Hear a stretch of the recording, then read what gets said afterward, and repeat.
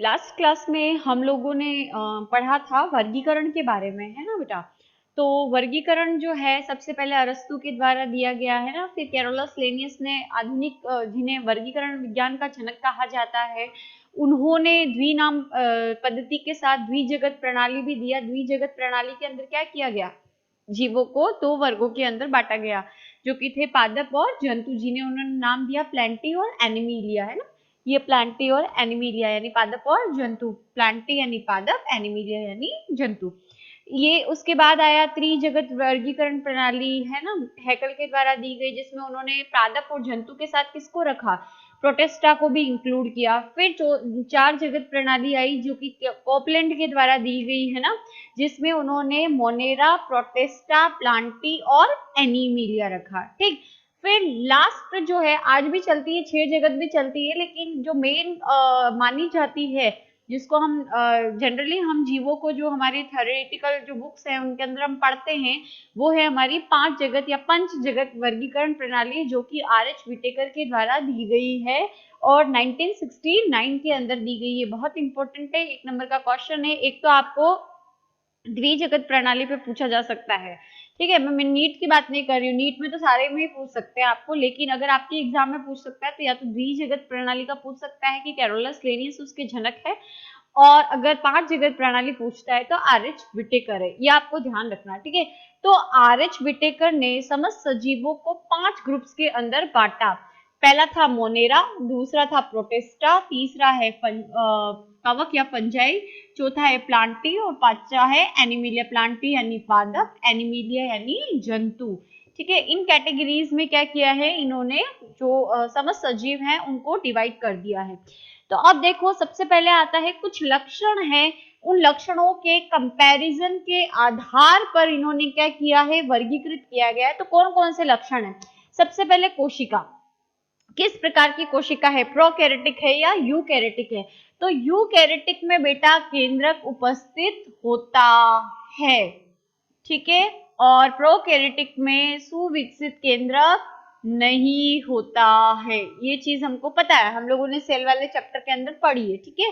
तो यहाँ पर सुविकसित केंद्रक नहीं होता है और यहाँ सुविकसित केंद्रक होता है। प्रोकैरियोटिक और यूकैरियोटिक में ये अंतर है। तो कौन से टाइप की कोशिका उपस्थित है, देखो सबसे बात कर रहे हैं कोशिका की। सबसे पहले तो मोनेरा के अंदर कोशिका कैसी होगी, प्रोकैरियोटिक, प्रोटिस्टा के अंदर यूकैरियोटिक टाइप की होगी। आ गई बात समझ में, यानी इसके अंदर यूकैरियोटिक में सॉरी मैंने यहाँ बना दिया है, ये चित्र बनेगा यहाँ, इसके अंदर केंद्रक नहीं है। आगे बात समझ में, यूकैरियोटिक में सुविकसित केंद्रक होगा, तो ये भी यूकैरियोटिक है। कवक जो होती है या फंजाई जिसको हम कहते हैं, उसमें भी सुविकसित केंद्रक उपस्थित है कोशिकाओं में। प्लांटिक में भी कैसी है कोशिकाएं, यूकैरियोटिक, ठीक है। और ये भी एनिमीलिया में भी कैसी कोशिकाएं, यूकैरियोटिक, यानी एक ग्रुप को छोड़कर, इस जगत को छोड़कर मोनेरा को बाकी सब कैसी है, यूकैरियोटिक। पहला वाला है वो प्रोकैरियोटिक, प से पहला, प से प्रोकैरियोटिक, तो मोनेरा हमेशा प्रोकैरियोटिक रहेगा, ये चीज ध्यान रखना। फिर आता है कोशिकाओं का संगठन, यानी कोशिका जो है, शरीर जो है जीव का, वो एक कोशिका से बना है या बहुत सारी कोशिकाओं से बना है।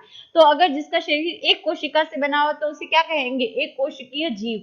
तो यहाँ पर मोनेरा जो है वो कैसा है, प्रोकैरियोटिक है, और कैसा है, एक कोशिकीय, मतलब शरीर एक कोशिका से निर्मित होगा। अब प्रोटिस्टा के अंदर शरीर देखो एक कोशिकीय है, लेकिन कोशिका किस टाइप की है, यूकैरियोटिक के, मतलब यहाँ पर केंद्रक नहीं है और यहाँ पर केंद्रक है, तो दोनों ही कैसे है, एक कोशिकीय। उसके बाद कवक ले लो, प्लांटी ले लिया या एनिमीलिया ले लिया, ये सब कैसे हैं, बहुकोशिकीय, यानी कई कोशिकाएं मिलकर इनके शरीर का क्या कर रही है, निर्माण कर रही है। आगे बात समझ में। फिर तीसरा लक्षण जो उन्होंने विभाजन के लिया वो था पोषण, की वो जो भोजन ग्रहण कर रहे हैं इन ग्रुप के जंतु, वो कैसे कर रहे हैं। तो मोनेरा जगत के प्राणी जो है प्रकाश संश्लेषण व अवशोषण करते हैं। अवशोषण का मतलब तो है कि मरे गले सड़े हुए, ठीक है, जो भाग होते हैं उनसे क्या करते हैं, भोजन को ग्रहण करते हैं, ठीक है। उसके बाद प्रकाश संश्लेषण, कुछ जीवाणु जो होते हैं, मोनेरा में कौन आता है, जीवाणु आते हैं, है ना। तो कुछ जीवाणु जो होते हैं उनके अंदर हरित लवक उपस्थित होता है, और हरित लवक उपस्थित होगा तो वो प्रकाश संश्लेषण की मदद से क्या करेंगे, भोजन बनाएंगे। आगे बात समझ में। तो यहाँ पर प्रकाश संश्लेषण व अवशोषण के द्वारा क्या किया जाता है, भोजन को ग्रहण किया जाता है। फिर प्रोटिस्टा के अंदर अमीबा वगैरह आते हैं, तो ये भी क्या करते हैं, अवशोषण करते हैं या प्रकाश संश्लेषण के द्वारा भोजन को प्राप्त करते हैं। ये कवक कंप्लीटली इनके पास कुछ नहीं होता हरित लवक वगैरह, तो ये न रसायन होते हैं कि अपना भोजन बना सके, ये अवशोषण करते हैं, मरे हुए सड़े हुए या जो भी चीज होती है उसके ऊपर कवक लग जाती है। आपको पता है हम रोटी भी रख देते हैं तो लग जाती है ना फंगई, बंद करके डब्बे में रख के कहीं चले जाओ घूमने 10, 5, 10, 15, 20 दिन के लिए, वापस आओगे तो वो रोटी या ब्रेड आपको पूरी सड़ी हुई मिलेगी, उसके ऊपर फंजाई लग जाती है। तो ये अवशोषण से यानी सड़े हुए मृत भागों से क्या करते हैं, अपना भोजन ग्रहण करते हैं। फिर आती है प्लांटी या पादप। पादप जो होते हैं वो प्रकाश संश्लेषी होते हैं, क्यों, क्योंकि इनके अंदर हरित लवक पाया जाता है, और हरित लवक में उपस्थित क्लोरोफिल या पर्ण हरित की मदद से ये अपना भोजन क्या करते हैं, प्रकाश की उपस्थिति में बना लेते हैं। फिर रसायन संश्लेषी कुछ स्पेसिफिक केमिकल्स होते हैं इनके अंदर, उसकी मदद से भी ये अपना भोजन बनाते हैं।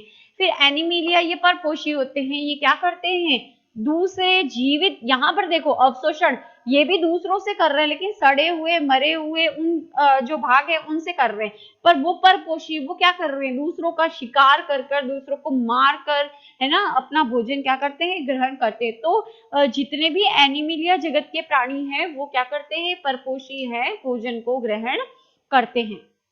फिर उसके बाद गमन, गमन यानी चलना फिरना। तो मोनेरा जगत के प्राणी जो है वो गतिशील होते हैं, एक जगह से दूसरी जगह पे जा सकते हैं, और जिस संरचना के माध्यम से जाते हैं, इस तरह से ये मैंने पढ़ाया है आपको, पक्षमाप और कशाभिका, है ना, तो लंबी हेयर जैसी स्ट्रक्चर होती है, कशाभिका की मदद से ये गमन करते हैं। प्रोटेस्टा में गति होती भी है, नहीं भी होती है ना, तो और अगर गति करते हैं तो किसकी मदद से करते हैं, कशाबों के द्वारा करते हैं। लंबी हेयर जैसी स्ट्रक्चर होती है, इनके सिरों पर लगी रहती है, उनकी मदद से करते हैं। फिर आता है कवक, गमन का अभाव होता है, नहीं चल सकते फिर सकते। पादप जो है, प्लांट्स चल सकते हैं क्या, नहीं, तो प्लांट्स भी गमन का अभाव होता है। फिर एनिमिलिया जगत के प्राणी जो होते हैं, जंतु जगत के प्राणी होते हैं, वो चलते हैं और पेशी उत्तक की मदद से, हमारी हड्डियों पे जो मसल्स लगी हुई है पेशी उत्तक है ना, तो उसकी मदद से चलते हैं। फिर है कोशिका भित्ति, कोशिका की बाह्य परत होती है कोशिका झिल्ली, और झिल्ली के बाहर भी एक परत पाई जाती है जिसे कहा जाता है कोशिका भित्ति, है ना। तो भित्ति की उपस्थिति और अनुपस्थिति भी देखी, तो मोनेरा में अनुपस्थित होती है, प्रोटेस्टा में भी अनुपस्थित होती है, कवक के अंदर उपस्थित होती है लेकिन काइटिन प्रोटीन की बनी हुई होती है, ठीक है। प्लांटी के अंदर भी उपस्थित होती है लेकिन सेल्यूलोज की बनी होती है, सिर्फ इन दो के अंदर ही ये ध्यान रखना, भित्ति। लेकिन कवक और प्लांटी यानी जो पादप जगत है और कवक जगत को अलग ही इसीलिए कर पाए, क्यों, क्योंकि इसमें भी कोशिका भित्ति है, इसमें भी भित्ति है, लेकिन इसकी कोशिका भित्ति काइटिन की बनी हुई है और इसकी किसकी बनी हुई है, सेल्यूलोज की बनी हुई है। फिर एनिमिलिया जगत है, तो एनिमिलिया जगत के अंदर भित्ति जो होती है वो अनुपस्थित होती है, जंतु जगत की कोशिका के बाहर भित्ति नहीं पाई जाती है। फिर है जनन को उसने देखा, तो अलैंगिक जनन करते हैं मोनेरा जगत के प्राणी। अलैंगिक जनन के अंदर क्या होता है बेटा, युग्मक जो होते हैं, जैसे हमारे अंदर शुक्राणु और अंडाणु होता है मनुष्य में, तो युग्मकों का निर्माण यहाँ पर नहीं होता है। आ रही है बात समझ में, ठीक है। निषेचन की क्रिया जो होती है, निषेचन का मतलब होता है शुक्राणु और अंडाणु का मिलना, ठीक है, तो संलयन होना, तो निषेचन की क्रिया भी नहीं होती है, तो अलैंगिक जनन होता है। प्रोटिस्टा के अंदर अलैंगिक और लैंगिक जनन दोनों होता है, कवक के अंदर भी अलैंगिक और लैंगिक जनन दोनों होते हैं, ठीक है, और प्लांटी के अंदर भी लैंगिक व अलैंगिक जनन दोनों ही होते हैं, ठीक है। और एनिमिलिया जगत के जो प्राणी हैं जनरली लैंगिक जनन के द्वारा नई संतति का क्या करते हैं, निर्माण करते हैं। तो ये बहुत इंपॉर्टेंट है, आर.एच. विटेकर वाला। आर.एच. विटेकर को आप पढ़ लेना, चार्ट आपकी बुक में नहीं दिया हुआ है, बुक मैंने बना दिया है, नोट्स में आपको दे रही हूँ, तो अच्छे से पढ़ लेना, समझ लेना। समझ में आ गया?